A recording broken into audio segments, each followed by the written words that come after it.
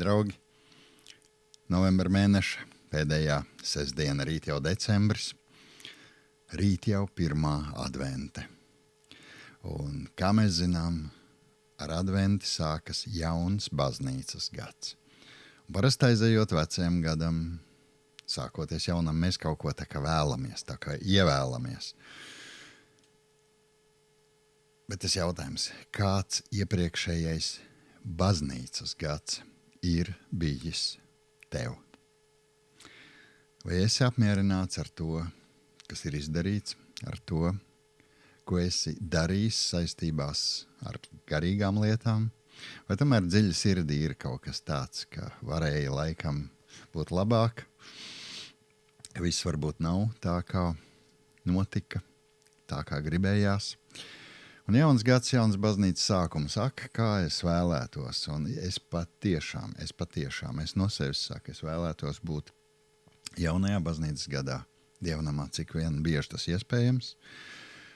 Un pats svarīgākais – būt kopā ar tiem, kuri patiesi arī tur vēlas būt. Svinēt svētkus, darīt lietas, veidot komandu.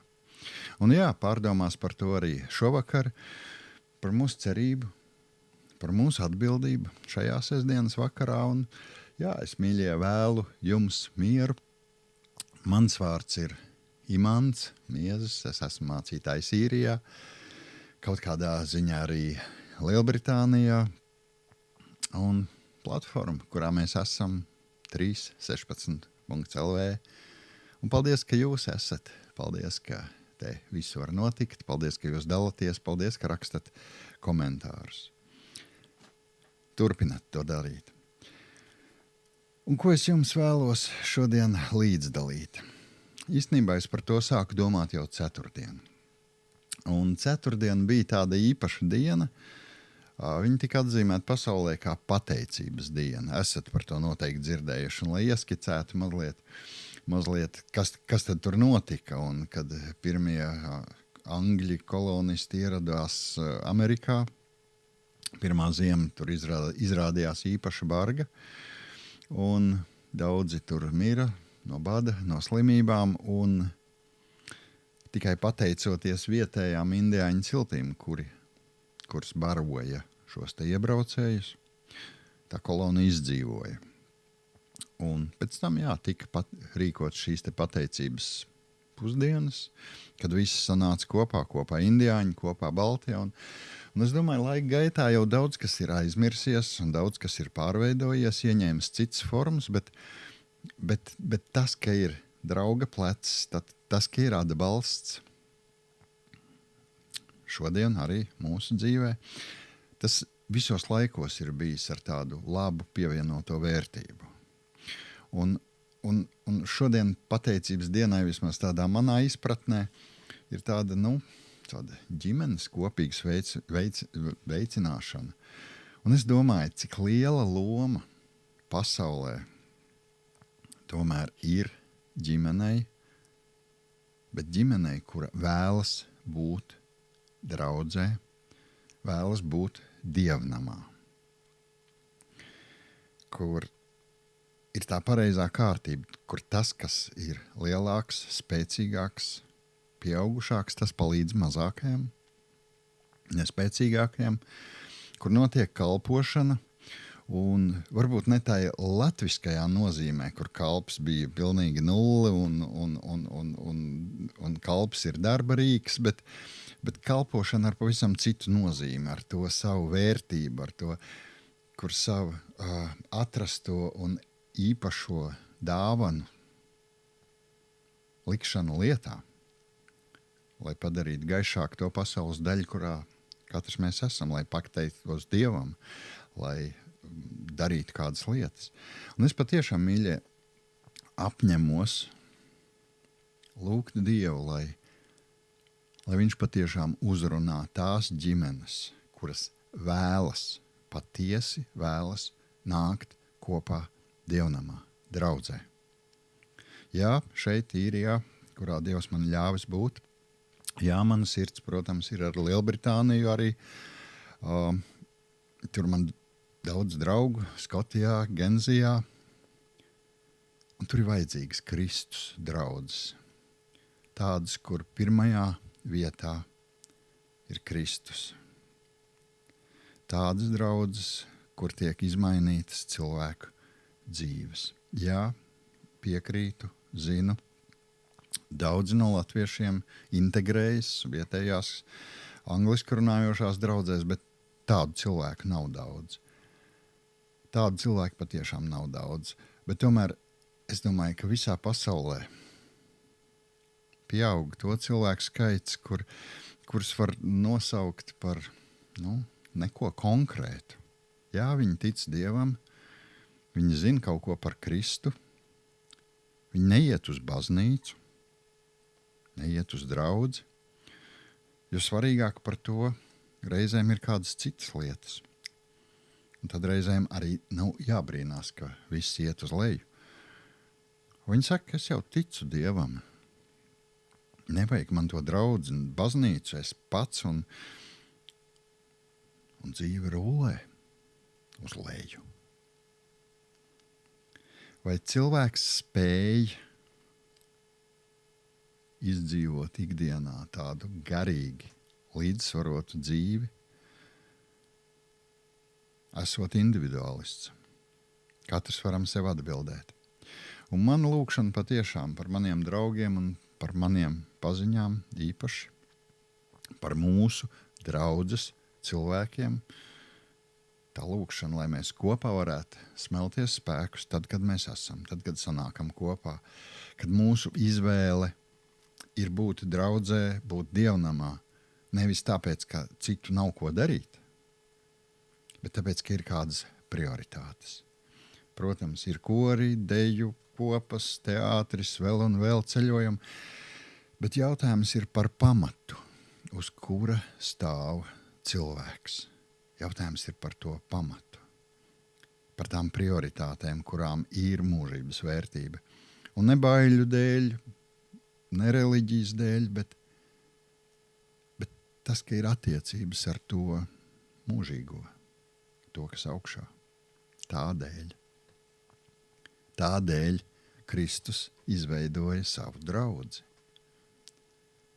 Kristietis bez draudzes nav iespējams.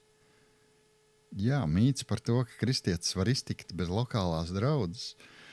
Ja kādi saka, es individuāli izdzīvoju to ticību Dievam. Bet šodien mūsu priekšā ir apustuļa Pāvila teiktais par to, kas ir kristieša identitāte. Tas uzvedinošais jautājums, kāpēc Kristus izveidoja savu draudzi? Kāpēc viņš to dibināja? Jā, tā individualitāte ir nepieciešama, ir svarīga. Katram ir savas Dieva dotās dāvanas, bet kur tās likt lietā? Var jau iztērēt sev visur citur.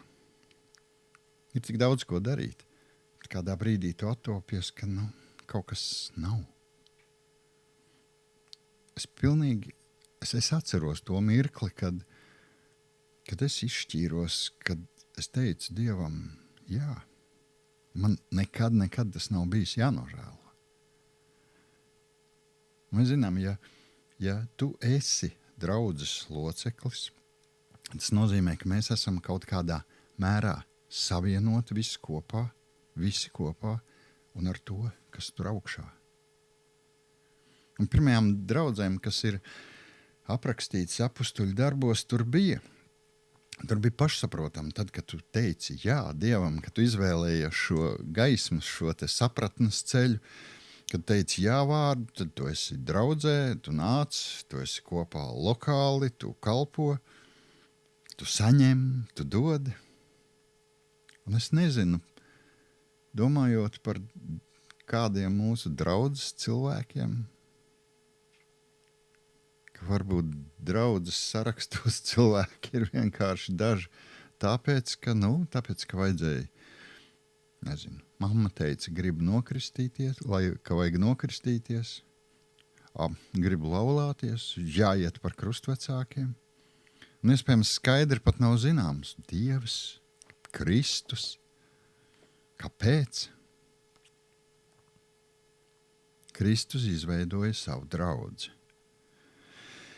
Un tādēļ mēs esam viena miesa, un ne tikai viena juridiska persona, bet viena miesa, kur acs ir acs, roka ir roka, galva ir galva, kāja ir kāja, kur mēs esam savienoti viens ar otru. Pāvils skaidri pasaka, jūs esat Kristus ķermenis, un katrs par sevi tā locekļi. Cik ļoti skaisti vārdi. Un cik daudz caur šiem vārdiem mēs redzam, kristieša identitātes pazīmes. Kristieša identitātes pazīmes. 1. Korintiešiem 12:27 mūsu priekšā Bībele. Jūs esat Kristus ķermenis, un katrs par sevi tā locekļi.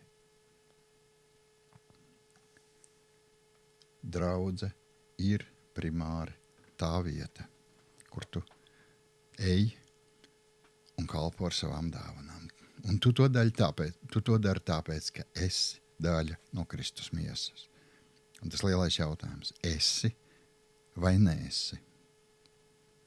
Un tur ir divas atbildes, divi dzīves ceļa ritējumi. Es teiktu, divi dzīves rezultāti.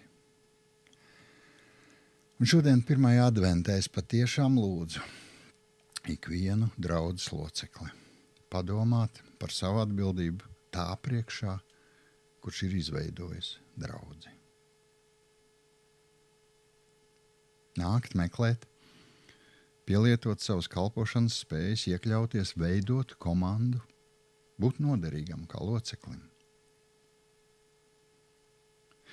Un es esmu lūkšanās, mīļie, ar jums un par jums, lai jaunais baznīcas gads būtu tāds, uz kur tiešām atskatoties, varētu teikt, es apņēmos un es izdarīju vislabākās izvēles, kādas vien bija iespējamas. Lai tas pagrieziens būtu tāds, kas atnes gaismu, kurā tu ieraugi pasauli, cilvēkus un notikumus ar pilnīgi citu skatījumu. Un pateicības diena, tā jau ir diena, kurā tik daudz ir par ko pateikties. Gan saviem mīļajiem, arī tiem draudzes locekļiem, kuri nāk un kalpo. Un tā gribas būt kopā. Un pateikties tam visaugstākajam, kurš mums visu dod dzīvē nepieciešamo. Kur mēs mācāmies kalpot, cienīt, mīlēt viens otru. Atrast savu kalpošanu. Un tas novēlējums 1. adventē patiešām jau ir, lai Dievs dod drosmi izvēlēties tās īstās prioritātes. Un 1.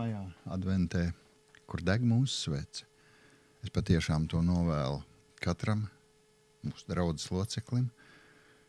Un nākamais gads, lai ir jēgpilnāks, Dievam tuvāks. Mēs lūksim.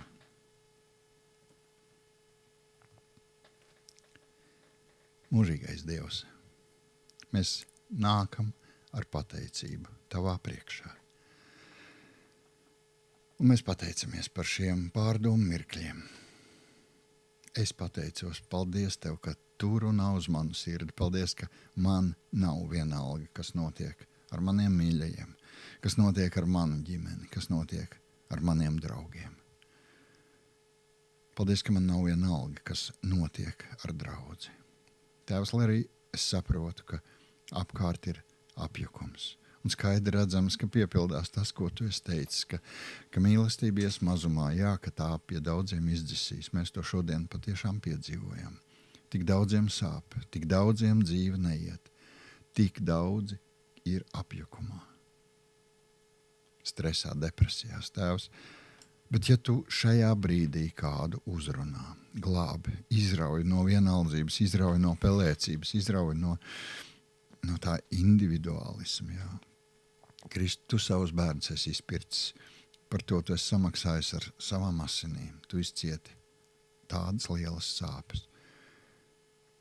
Un draudzēji, tu joprojām esi klātesošs, jo tu teici, ka tu būsi ar savu draudzi līdz pasaules galam. Un ellei to nebūs uzvarēt. Tēvs, un lūdzam tevi, ja ir kas nevajadzīgs, ja ir kas liekas, atņem visu to, kas traucē tuvoties tev. Tēvs, mēs pateicamies, ka mums ir šī iespēja, ka mēs drīkstam būt daļa no tavas draudzes. Paldies, ka mēs drīkstam tajā kalpot, līdz ar to justies vajadzīgi, justies tevis lietoti. Un paldies, kungs, ka tu tik daudz dod caur draudzi, lai mēs pieaugtu tajā gudrībā, tavā gudrībā. Es lūdzu svētī mūsu draudzi. Svētī te īrijā draudzes, svētī draudzes un kopas Lielbritānijā. Svētī visas tās draudzes, kuras sludina tavu vārdu pazemībā, kuras turas pretī šodienas tiem stiprajiem vējiem, kas paliek arvien spēcīgāk. Lūdzu, dod spēku. Un paldies, ka tu esi solījis, tu būsi klāt vienmēr. Tevs, es lūdzu par katru cilvēku, kurš varbūt bija, bet vairs nenāk draudzē. Kurš izdzīvo ar sajūtu, ka viņam pietiek, un ka varbūt tas nav tik svarīgi nākt uz baznīcu, uz draudzi. Tevs palīdz ieraudzīt to, ko tu vēlies parādīt arī šiem cilvēkiem. Un jā, ja viņi var atrast savu lokālo draudzi, lai viņi varētu dzīvot saskaņā ar tavu prātu, tavu gribu, būt pasaules gaismu, caur dzīvi, caur vārdiem arī. Paldies, ka mēs zinām, ka tu neesi šo pasauli atstājis pametis. Un mēs zinām, ka tu esi tik tuvu, ka lūkšanas vienmēr nonāk pie tevis. Tevs, lūdzam, dod mums savu spēku, lai mēs savas izvēles, tavas mūžības priekšā, mēs spētu dzīvot vispilnīgāko dzīvi tādu, kā tu esi vēlējies. Palīdz mums katram vienam atklāt, katrā, ko tu esi ielicis. Palīdz nenoslēpt, nebaidīties to lietot, Tēvs. Palīdz uzņemties atbildību arī savas draudzes priekšā, pāri visam tavā priekšā. Un dzīvot šo dzīvi atbildīgi katru dienu tavas mūžības priekšā. Tēvs, mēs kā draudz arī nesam aizlūkšanās. Kādus mūs mīļos. Mēs lūdzam par Mārtiņu. Mēs lūdzam par viņu ģimeni, Tēvs, dod spēku uzticēties tev, dod savu gudrību. Kā risināt samilzušās ģimenes situācijas. Tēvs, kā draudze, mēs visi kopā aizlūdzam par Madaru, par viņas ģimeni, par mazajiem tikko piedzimušajiem dvīnīšiem, Tēvs. Tu viņiem esi ļāvis ienākt šajā pasaulē. Mēs tevi lūdzam, mēs aizlūdzam par viņiem, par viņu veselību. Mēs ieliekam viņus tavās mīļajās rokās, izlūdzoties veselību, izlūdzoties visu to labāko, kas vien var būt. Mēs tiešām, draugi, kā tavi bērni, aizlūdzam, Tēvs.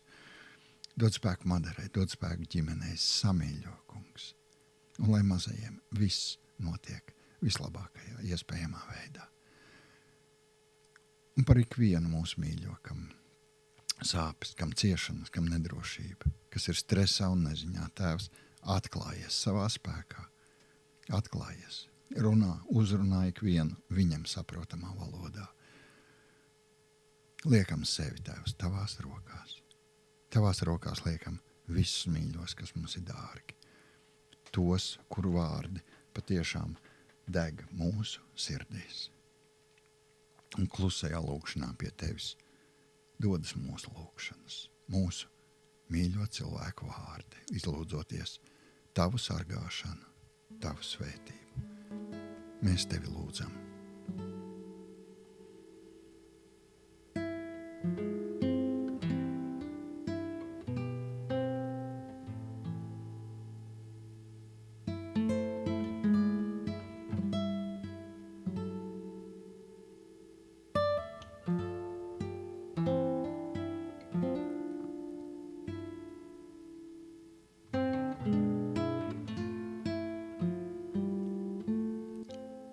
Ļauj ka mēs visi kopā,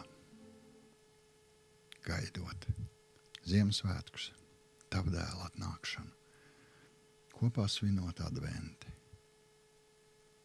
ka mēs aizdomājamies par tām prioritātēm un ļauj, ka mēs lūdzam Tevi visi kopā ar tiem vārdiem, kurus Tavs dēls Jēzus Kristus mums mācīja lūgt.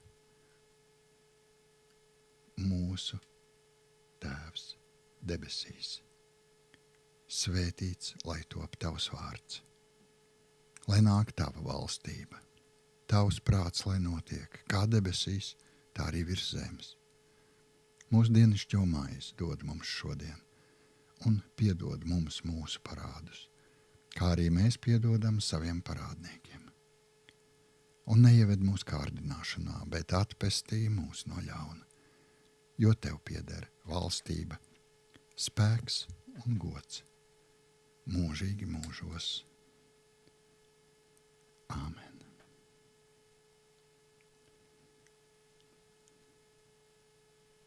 Un Dieva miers, kas ir augstāks par visu cilvēku saprašanu, tas, lai pasargā jūsu sirdis un jūsu domas Kristu Jēzu. Lai jums klusas, mierīgas un svētītas pārdomas par nākamo baznīcas gadu. Esiet svētīti!